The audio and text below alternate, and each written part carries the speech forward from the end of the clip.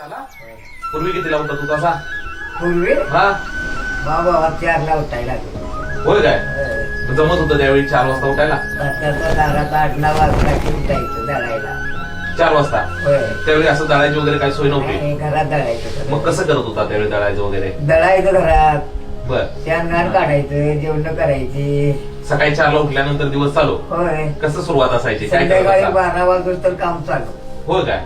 बर. 12ला झोपलं की सकाळी 4ला उठायचं. दिवसात फक्त 4 तास विश्रांती? होय. बर. सकाळी उठून काय नेमकं असायचं तुमचं काम एवढ्या लवकर नेमकं उठून? काय उठून दळायचं आणि बर.